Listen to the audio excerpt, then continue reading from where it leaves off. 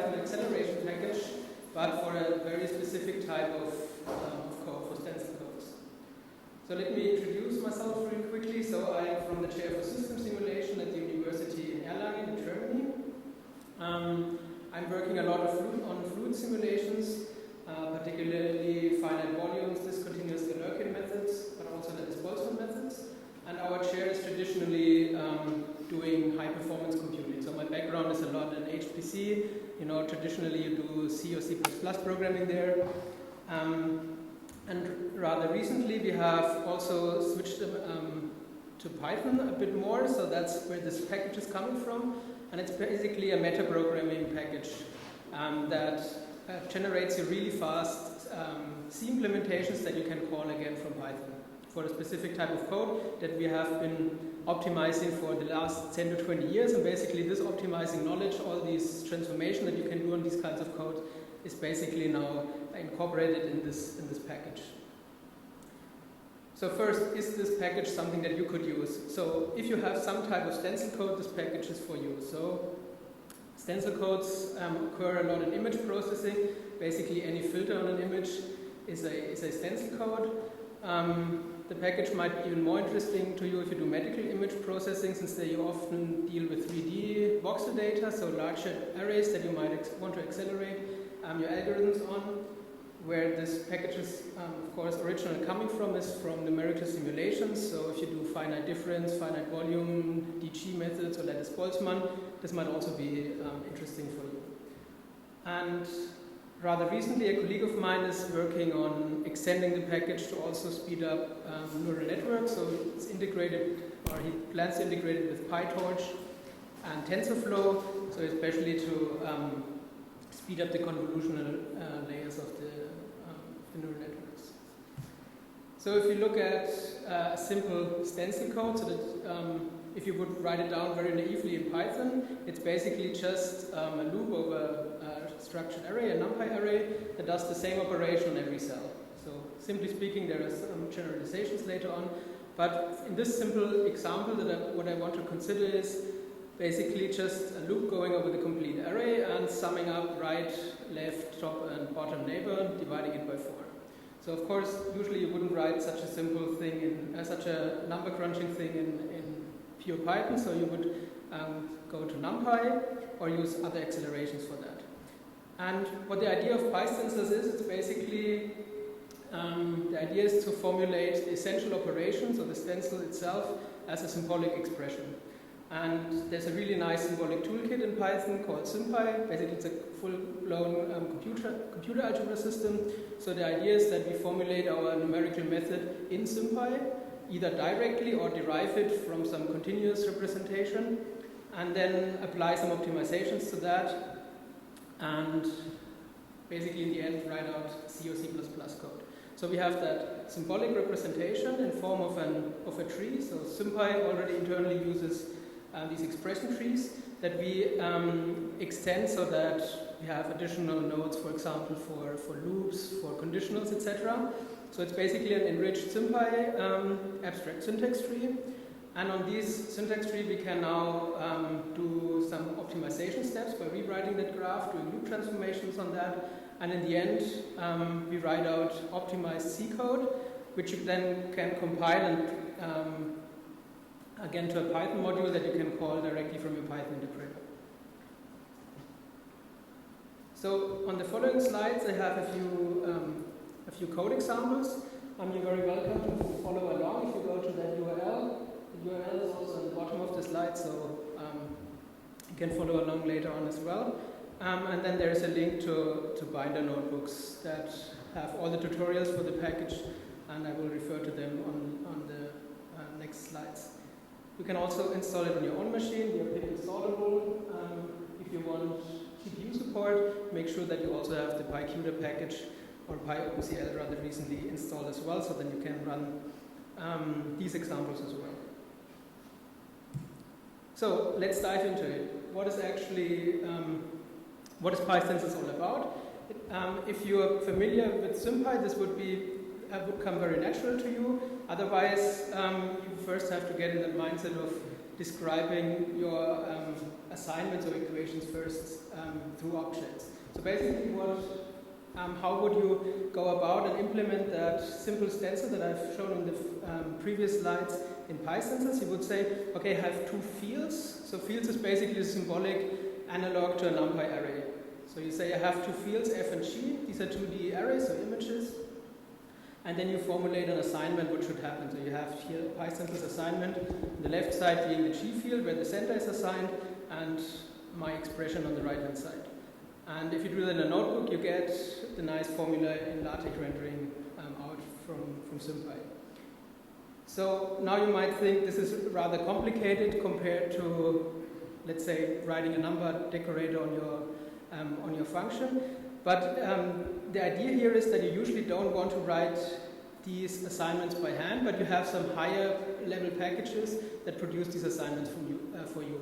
So they might be derived from some continuous description in the form of a PDE, or if you think image processing, from a continuous Gaussian or whatever you have there.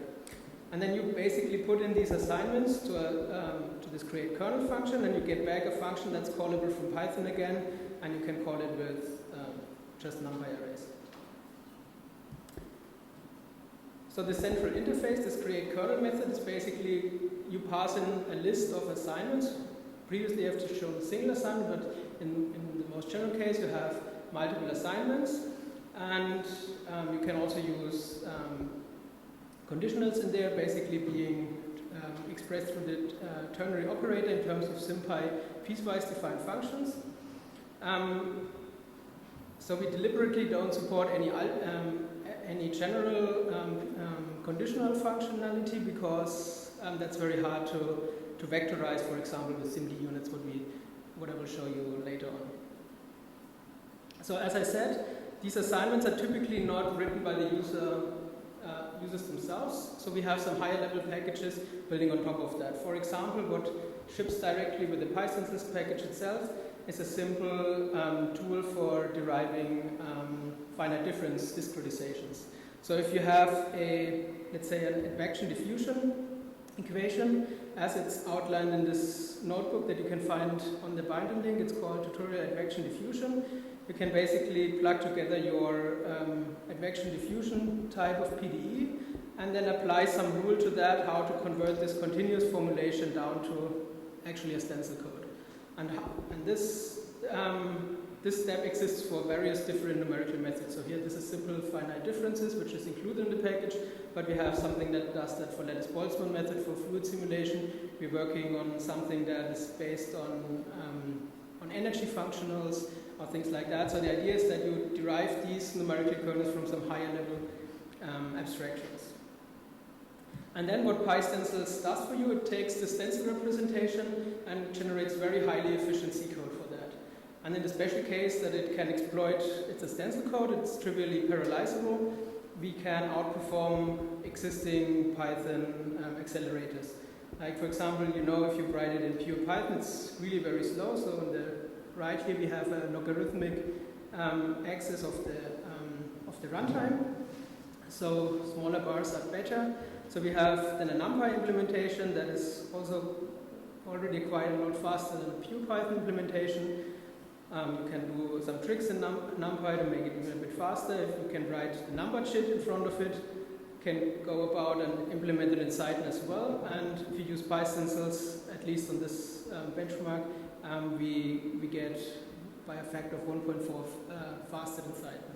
And this is due to certain optimizations we also do on the C level that you would typically not implement in Cython. You could, for example, of course, can go in Cython and implement all these loop transformations as well in Cython, but pystencils does that for you, and that's basically what's giving you this extra bit of performance here.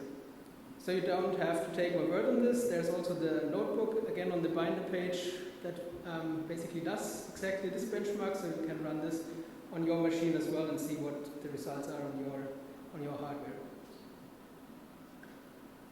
So up to now I've been talking about CPUs only. Of course, stencil codes are very well suited for GPUs. So we have a backend for GPUs as well. Very tried and tested is our CUDA backend, and rather recently we have also extended into OpenCL as well, so if you have an AMD graphics card, for example. So all you have to do is say, I want to compile the kernel for GPUs, and then you can pass in PyCUDA GPU arrays into the kernel. Since I'm coming from an HPC background, we're working a lot with existing C, C++ frameworks, or even Fortran codes, and people are not always willing to switch over to Python, especially if they want to run on HPC machines. So we can also just write out the generated C code into a C file, which can then doesn't use any external libraries or something, so you can directly call that from existing C, C++ or Fortran code. We have also backends that don't actually generate the code, but do just analysis of the code. So if you're familiar with HPC, you usually do performance modeling. So you say, how fast can my code get? By, for example, a simple roofline estimate, is the memory the limiting factor, so the bandwidth, or is it actually the floating point operations I have to do? And there is a very nice package called KernCraft, which does these modelings for you. You basically tell it how many flops do I need, how many data do I have to load and store, and it does an automatic performance modeling for you. So we have a backend to this package as well. So basically it analyzes your code and says how fast can you be at, in the best case, on a certain architecture. And then there are lots of, so basically pystencils is not only a pure compiler, it's also kind of a toolkit to write your own optimizations. And there's a kind of quite increasing number of optimizations that you can choose from. So the most trivial one being, for example, just an OpenMP transformation, which looks at your loops and writes OpenMP pragmas in front of it so that you have shared memory parallelism. You can also make sure that your code is guaranteed to be SIMD vectorized. So sometimes the compilers are not able to do that reliably, we have found out, not in every case. So we can make sure that we really efficiently use the SIMD units by not writing pure C code, but actually adding SIMD intrinsics into the code as well. So we support SSE, AVX, AVX 512 there. And of course the typical stencil transformations like loop splitting, loop blocking to better utilize the caches. So this has been now shared memory parallelism.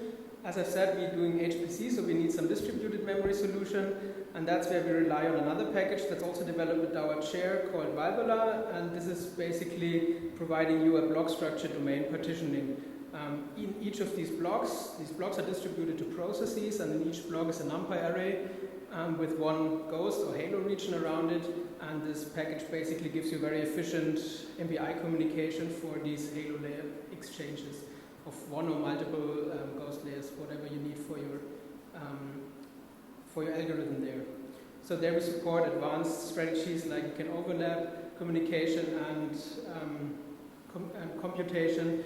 On GPUs you can have GPU direct, so if you have an MPI, a CUDA where MPI very efficiently transfers directly from the GPU memory to the network adapter memory and things like that. So that package is quite nicely integrated with that, so that you can, as soon as you have your stencil code, run it on an HPC machine. So in a recent paper that has come out, we have run such a simulation on over 5,000 GPUs on the pystencils supercomputer and on multiple 100,000 CPUs on SuperMUC in Munich. So this is really a tried and tested approach for this, for HPC. So to summarize, what I've shown you is a very specific solution for accelerating Python code based on a symbolic description of your method. We use basically a head-of-time compilation. You define it once symbolically, then you get a very efficient C implementation that is compiled on the fly, so that you can call it from Python directly. You have various optimizations that make us faster in this specific case than established accelerator solutions. So you can utilize parallelism on various levels, starting from the SIMD units of your cores to MPI parallel distributed memory computations. And if you're interested in the package, go to this link, click on the binder thing and look at the tutorials. So with that, I'd like to thank you for your attention, and I'm happy to take your questions. Thank you. Maybe time for one quick question? Yes. So, you said you're fast in Numpy. Have you tried standard Python code Both of them. In this example, it's just an engine. But is that system? It's a bit faster, but so it's more in the Python region then. Stupid question. We heard about Angular and Cobalt. I think they are just different implementations trying to do the same thing, and they are, as far as I understood, working together to have this CUDA array interface so that you can basically use them at the same time. But I'm not quite sure on how good the interoperability is between these. But all we need basically to call a kernel is the raw pointer and the shapes and sprites for the